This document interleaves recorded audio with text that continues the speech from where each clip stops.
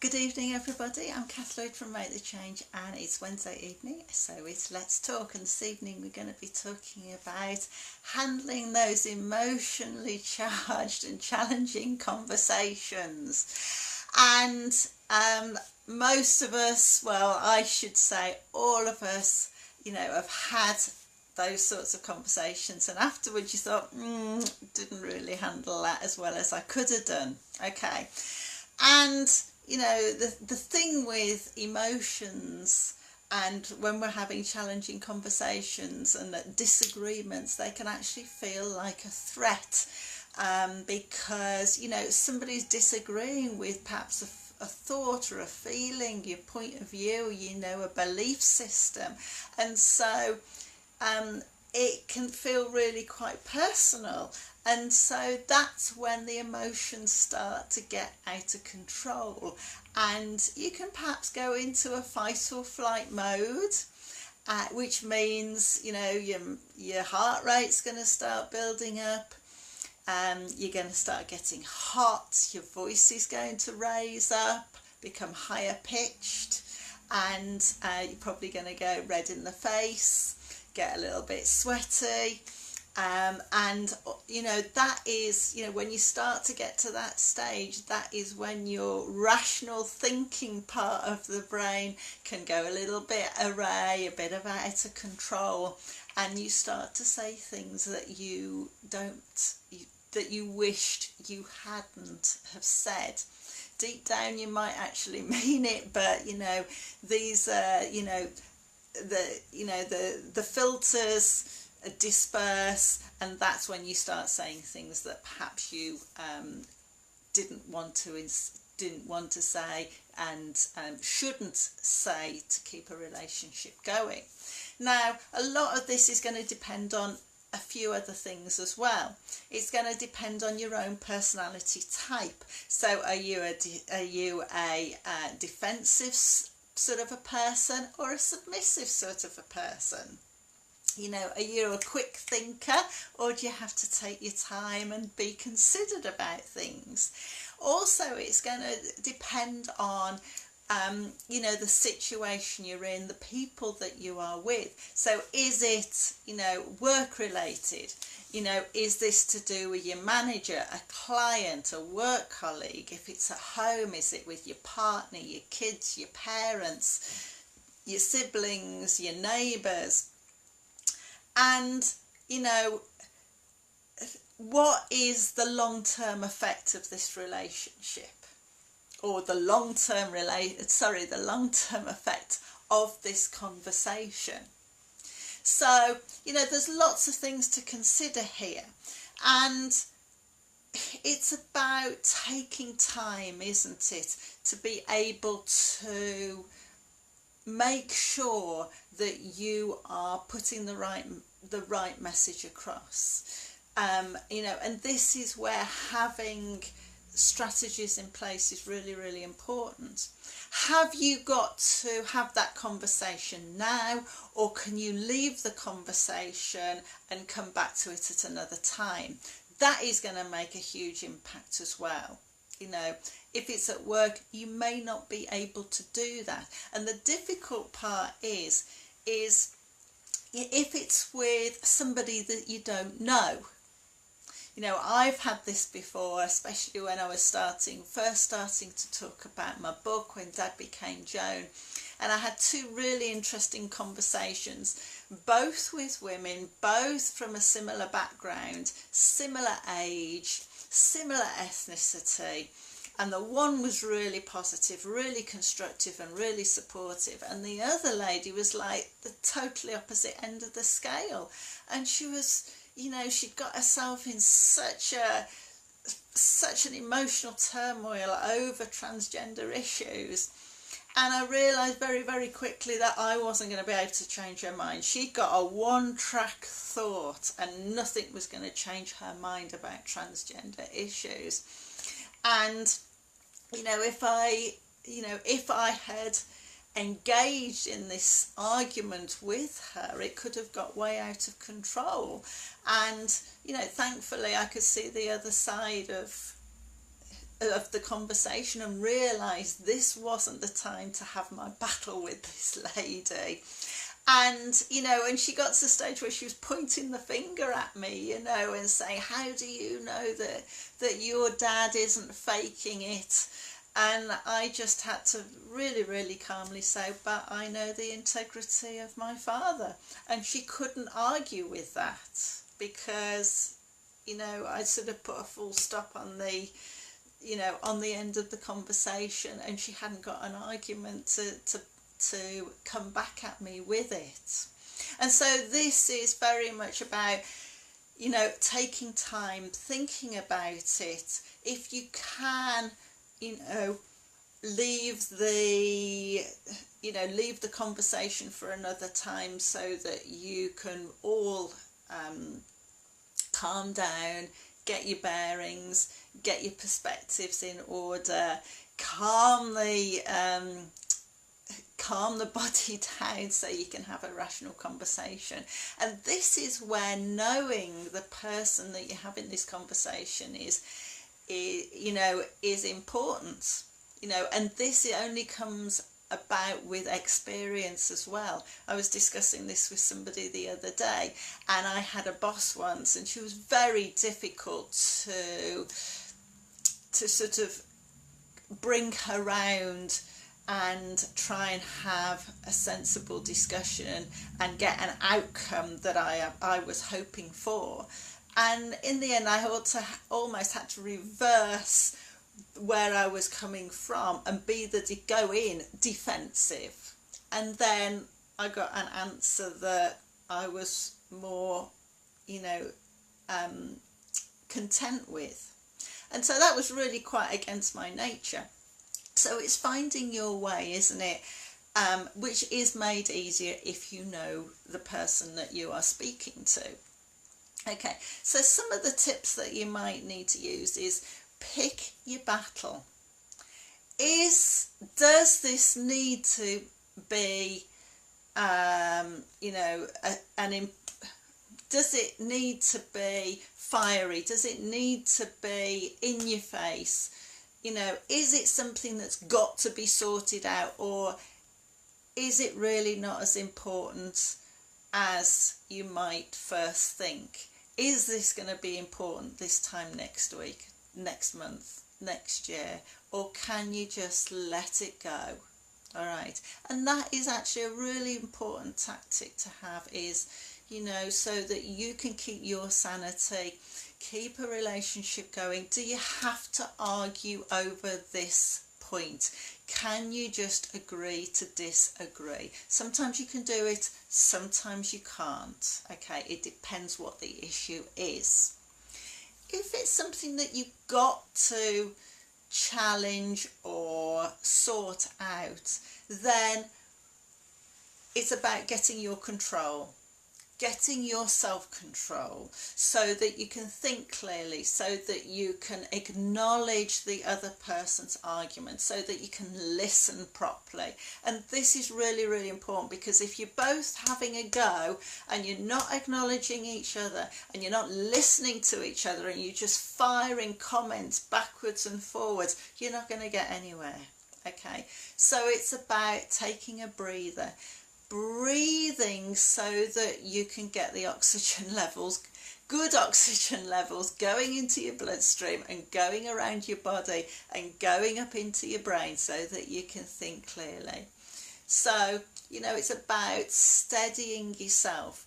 And, you know, this is actually something worth experimenting with, you know, because we all know that if we breathe more slowly and we count our breathing, it calms ourselves down. Okay, but just have a little think a minute. I mean, when you are very upset and you're crying and you know, you've got that sobbing action going on and you're breathing like this, it's going to spiral out of control. And just have a little experiment with it and see where your body is going with it, because this is all about understanding your body.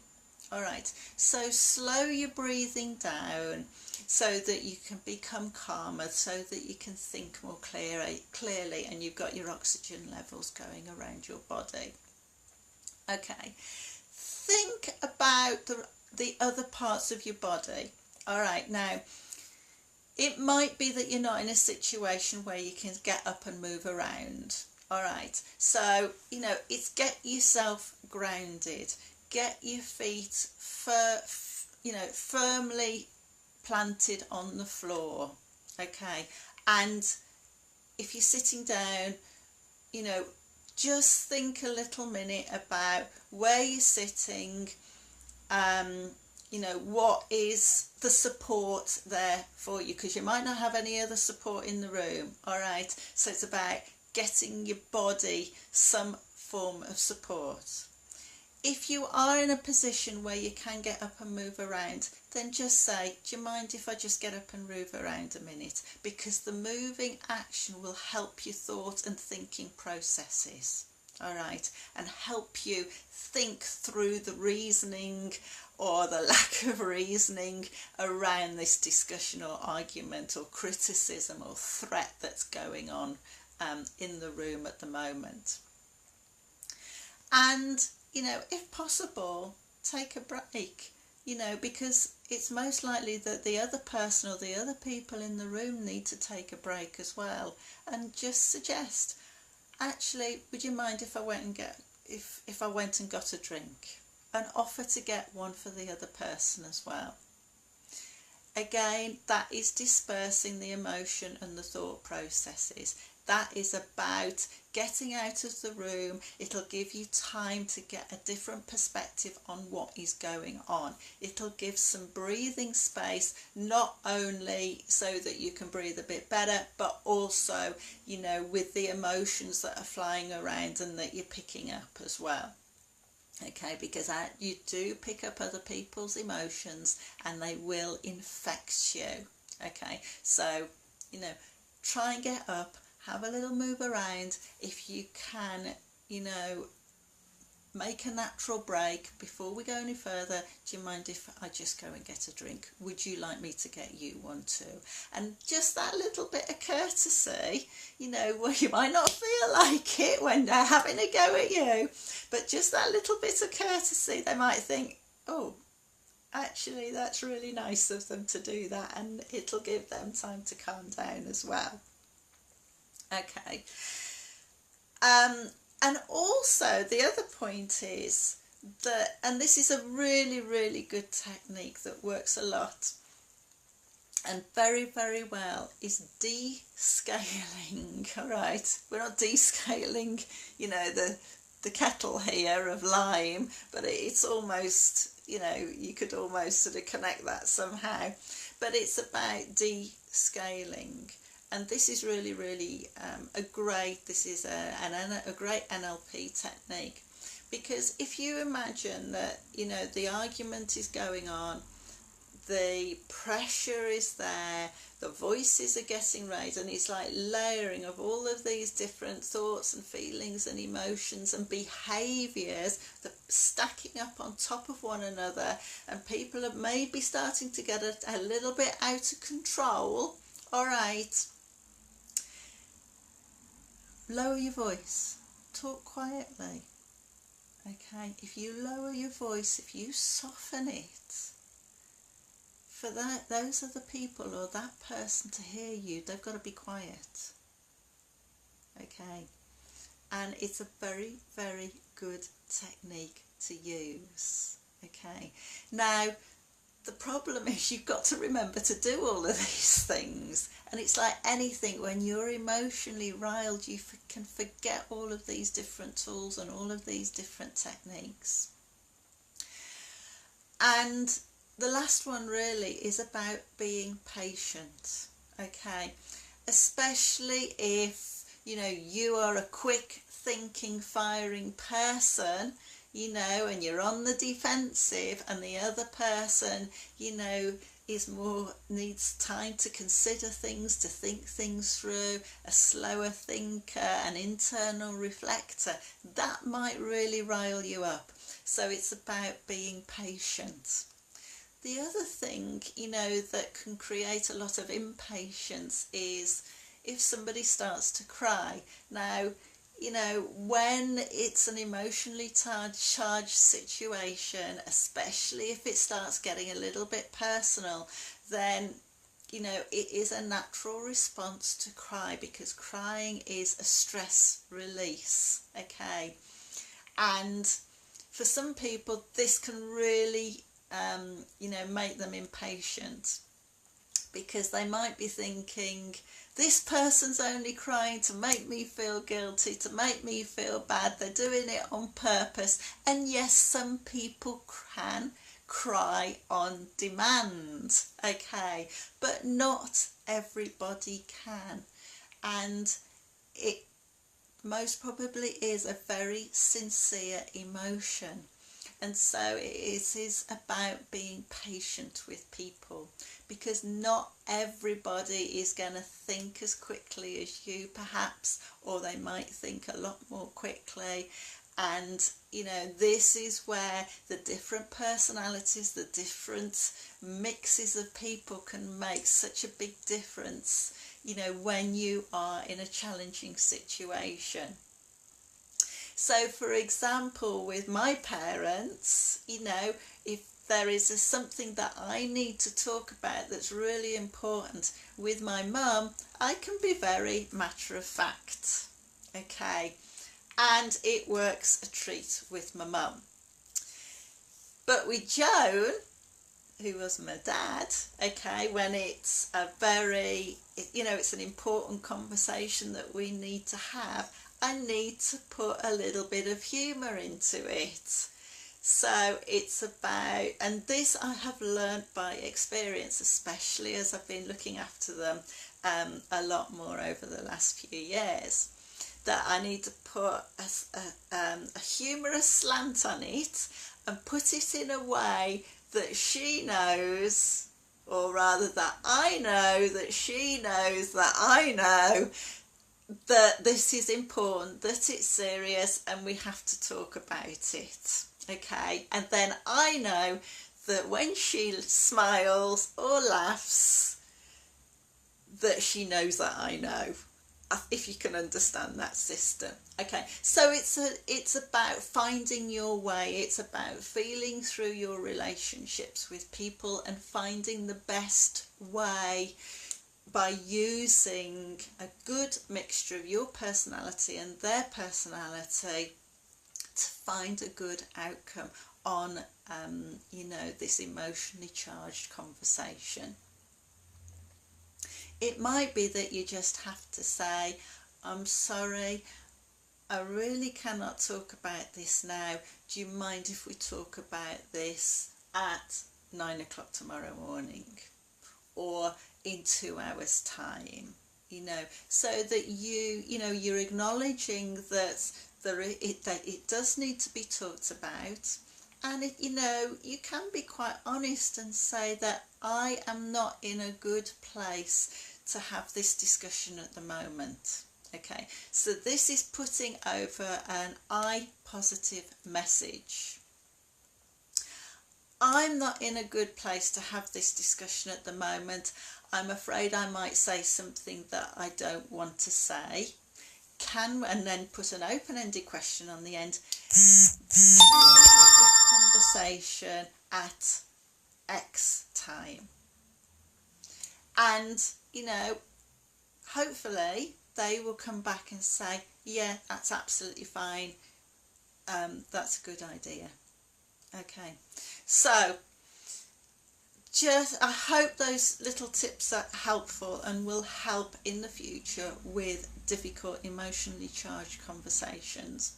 Communication is a huge area to talk about, whether it's, you know, something good or something a little bit more difficult, you know, because it involves the whole of our body. It isn't just the words that we're saying, it's the tone of our voice and it's our body language. And this is why you need to get the control of yourself so that you can put the right message across. Because the majority of the time, the other person might not be listening to your words. They will be looking at your facial expressions, looking at your posture, listening to the tone of voice, and you might be saying all the right words, but maybe in, you know, the wrong tone, and your body is in an aggressive state. Okay, so really have a think about you as an individual, your state, your you know, your mental, emotion and your physical state, and are you in the right place to be able to have this discussion at the moment? And if you're not, how are you going to get yourself in that state? Yeah, so can this be resolved at another time? Is it, you know, is it a point that needs to be fought over, or can you just let it go? Because, you know, a lot of the time we can probably just let it go and just go, okay, all right, this isn't as important as perhaps other things that need to be discussed. Breathe and get yourself grounded and acknowledge and listen to the other person. Keep your patience intact, and when things start to, you know, escalate, then descale and lower your voice, soften your voice, and they will, you know, more often than not follow your lead in that. So good luck with your emotionally charged conversations. Be confident about why you are having the conversation, but just be aware of the other people that you are having it with. And, you know, just do the best that you can do. And if you know you're in the wrong, then put your hand up and say, yes, I'm sorry. I hope we can move on from this. That's a really, really important, you know, thing to learn to do. It might hurt you, it might, you know, stretch you to do it, but once you've done it a few times, it will become easier just to admit that, yeah, I made a mistake, I'm sorry, I hope you will forgive me. And on that note, I'm going to love you and leave you, and have a great evening, have a great week, and I'll speak to you next Wednesday for Let's Talk. Bye bye now.